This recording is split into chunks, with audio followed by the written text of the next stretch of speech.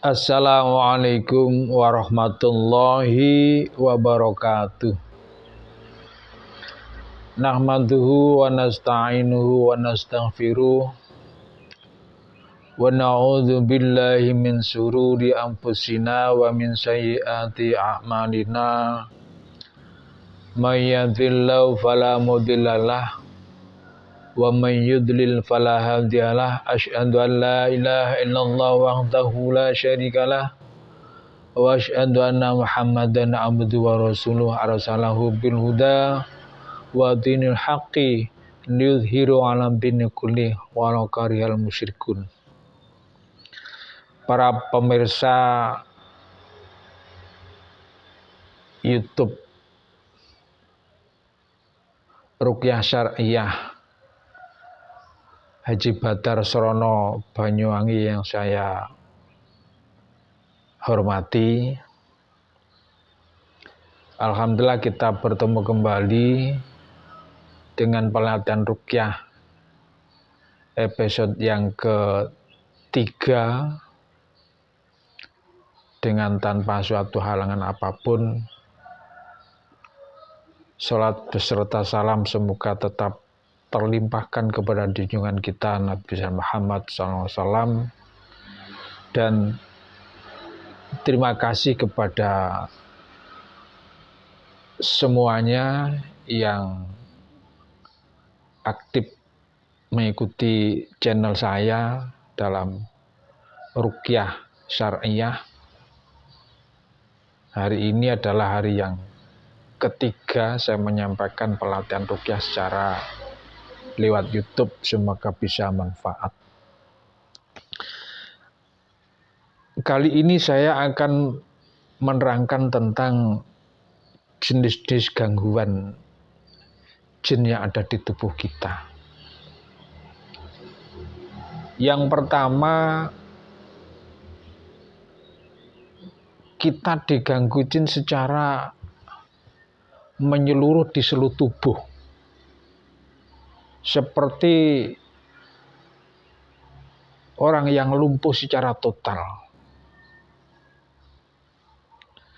Karena masa-masa sekarang itu kalau ada keluarga yang sakit atau kita yang sakit, jangan hanya mengandalkan dokter dan juga jangan hanya mengandalkan alternatif.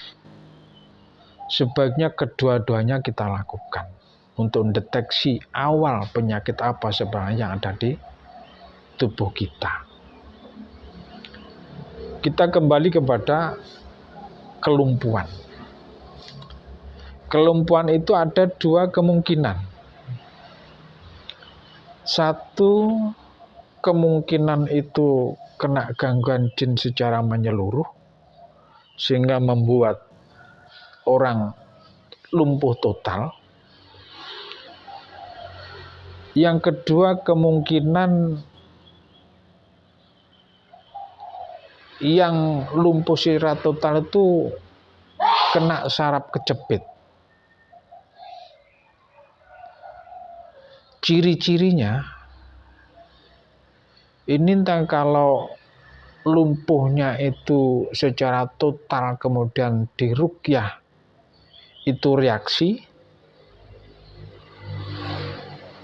nangis atau muntah, bahkan mau berontak tapi tidak mampu,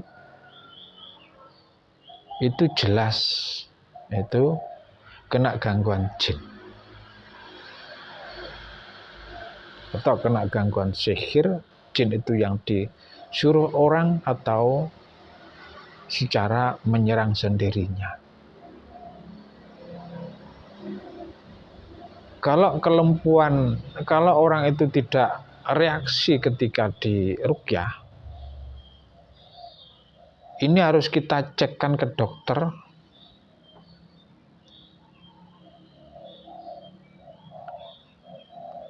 Biasanya kena saraf kejepit. Saraf kejepit itu juga bisa menjadi orang itu lumpuh selama-lamanya bila tidak teratasi. Tetapi saraf kejepit itu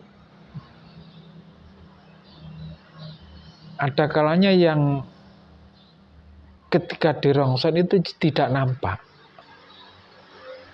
Tapi harus dideteksi yang lebih di atasnya rongsen, yaitu di scan atau gimana itu. Itu baru nampak. Karena saraf-saraf yang kecil itu yang terjadi kadang-kadang tidak nampak. Ini kalau memang jelas-jelas saraf kejepit, kalau kita ke bawah ke dukun pijat itu juga harus hati-hati betul itu. Kalau salah-salahnya bisa lumpuh total untuk selamanya.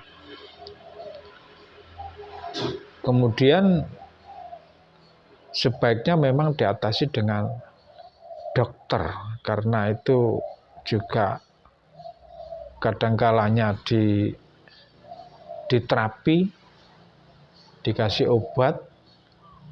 Kalau itu belum mengatasi, kalau hanya diterapi, disinar itu biasanya perubahannya juga kurang memuaskan, sehingga dokter menganjurkan untuk operasi. Operasi saraf kejepit itu di Malang juga ada, di Surabaya ada, tetapi yang bagus menurut dokter adalah di Solo ini. Kemudian ada juga yang gangguan jin itu secara parsial, artinya mengganggu hanya sebagian tubuh saja. Dan ini juga bisa dideteksi secara ruqyah, karena ruqyah itu adalah juga dikatakan mendeteksi penyakit itu sebenarnya harus ditangani secara medis atau secara alternatif atau cara diruqyah. Karena saya juga punya pasien ketika itu dia lumpuh, nggak bisa jalan. Kalau dipegang juga tidak terasa apa-apa. Kalau dilihat secara batin itu sepertinya ada jin yang menempel di kaki itu sehingga membuat kelumpuhan. Dan itu hampir sama cirinya, kalau dipegang juga tidak terasa apa-apa.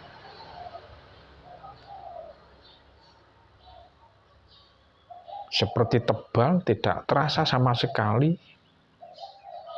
Seperti saraf kejepit pun dipegang juga tidak terasa. Dicubit pun kadang-kadang juga tidak terasa. Tetapi bedanya nanti kalau diruqyah. Kalau diruqyah itu ada reaksi, berarti itu ada gangguan. Ini. Kemudian ada yang mengganggu secara berkesinambungan, menetap di dalam salah satu anggota tubuh.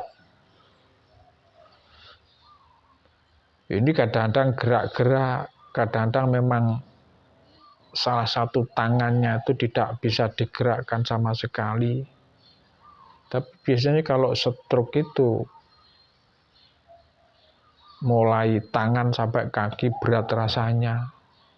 Kalau stroke yang asli diruqyah juga dia tidak akan reaksi. Tetapi kalau diruqyah ada reaksinya, orang kena stroke, ini berarti ada dua gangguan. Makanya yang lebih tepat juga diperiksakan ke dokter juga. Kalau ke dokter tidak kunjung sembuh, ya juga cari alternatif. Yang paling jelas itu ya ruqyah itu. Ruqyah yang ahli memang benar-benar ahli ruqyah. Karena banyak orang-orang yang katanya mengobati ruqyah, tetapi dianya hanya membacakan ayat-ayat Quran katanya ruqyah, padahal dia belum pernah mengikuti pelajaran ruqyah mulai awal. Karena ruqyah itu juga ada tata cara sendiri, ada sekolahnya sendiri, bukan hanya sekedar membaca ayat-ayat Al-Quran. Sistemnya, caranya itu juga ada sendiri. Seperti kalau kita mendengar azan, itu kalau kita cuma mendengar azan secara biasa, ya tidak ada reaksi apa-apa. Tetapi ada juga ketika orang membaca Al-Quran, ketika orang dibacakan Al-Quran, ketika mendengar adzan itu seakan-akan kupingnya merasa panas, di tubuhnya ada yang gerak-gerak. Ini berarti harus ditangani secara khusus untuk diruqyah pada ahli ruqyah yang khusus, bukan ruqyah abal-abalan. Ini. Kemudian gangguan bagian-bagian tertentu saja. Ini. Itulah beberapa hal tentang macam-macam jin yang mengganggu. Kemudian selanjutnya saya menyampaikan tentang kriteria seorang terapis ruqyah atau yang nerapi dengan secara ruqyah. Juga ada kriterianya karena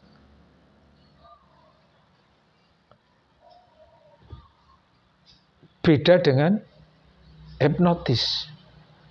Di dalam sistem hipnotis ini juga bermacam-macam. Kalau ada memang yang kesurupan beneran, ada yang kesurupan katakan yang kesurupan beneran itu abreaksi atau gimana itu sistemnya dalam hipnotis.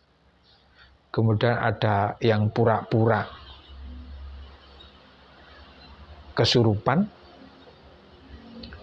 Cara menanganinya orang yang pura-pura kesurupan di dalam sistem hipnotis, ini caranya tidak usah diperhatikan. Pokoknya kalau ngamuk-ngamuk itu ditaruh di alun-alun atau disendirikan di kamar, di anu itu kalau sistem penanganan secara hipnotis. Tetapi kalau yang benar-benar kesurupan, itu nanti bisa ditenangkan dulu, pikirannya ditenangkan, biar ngamuknya tidak berkelanjutan, ditidurkan dulu dengan cara hipnotis, lalu diruqyah, itu biasanya bangunnya langsung sembuh biasanya itu. Persyaratannya apa menjadi peruqyah? Satu adalah orangnya harus soleh. Harus orang yang keimanannya kuat,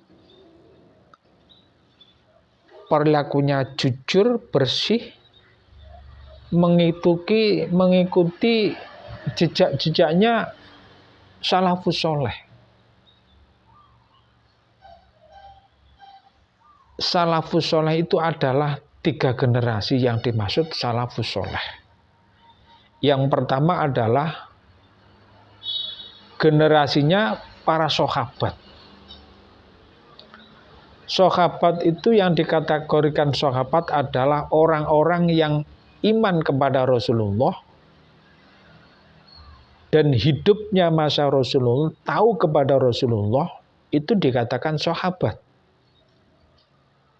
Tetapi jika ada orang yang hidupnya masa Rasulullah tetapi tidak iman kepada Rasulullah, itu juga bukan dikatakan sahabat. Jadi sekali lagi yang dikatakan sahabat adalah orang yang beriman kepada Rasulullah, hidupnya pada Rasulullah, itu dikatakan sahabat. Sahabat terbagi menjadi 2. Sahabat Muhajirin dan sahabat Ansor. Sahabat Muhajirin itu adalah orang-orang yang taat kepada Rasulullah, iman kepada Rasulullah, mulai dari Makkah. Kemudian hijrah di Madinah. Ini disebut sahabat Muhajirin. Kemudian orang-orang yang iman kepada Rasulullah, hidupnya Rasulullah, membantu Rasulullah dalam perjuangannya, itu ada penduduk Madinah, itu dikatakan sahabat Ansor. Kemudian yang disebut salafus soleh, yang kedua adalah generasinya tabi'in. Tabi'in itu adalah generasi yang tidak tahu kepada Rasulullah, tapi taunya kepada sahabat. Dia menurut dan iman kepada sahabat, iman kepada Rasulullah, taat kepada para sahabat. Ini dikatakan tabi'in. Kemudian generasi yang ketiga adalah generasinya tabi'in. Orang yang tidak tahu kepada sahabat, tetapi taunya kepada tabi'in. Orang yang, yaitu tadi, tabi'in adalah orang yang hidupnya beriman dan tahu kepada sahabat. Kalau tabi'in itu tidak tahu generasinya sahabat, tapi tahu generasinya tabi'in. Jadi 3 generasi ini yang dikatakan salafus soleh. Setelahnya itu adalah para ulama. Bahwa al-ulama warasatul anbiya. Jadi pewarisnya ulama, pewarisnya Nabi adalah sahabat, adalah ulama sebagai penerus perjuangan Rasulullah SAW. Ini makanya kalau Rasulullah SAW mengatakan atau bersabda bahwa sallu kama ra'aitu mana usolli, sallu kama ra'aitu muna usolli, sholatlah kamu seperti sholatku, seperti kamu mengetahui sholatku. Sholatlah kamu seperti sholat yang aku lakukan. Tentunya bagi kita, generasi ulama dan seterusnya, ini tidak akan pernah tahu bagaimana sholatnya Rasulullah SAW. Tetapi dengan kita mengikuti sholatnya ulama, kita ulama mengikuti sholatnya tabi'in mengikuti sholatnya tabi'in mengikuti sholatnya sahabat mengikuti sholatnya Nabi, berarti kita sholatnya sudah sesuai dengan sholatnya Rasulullah SAW.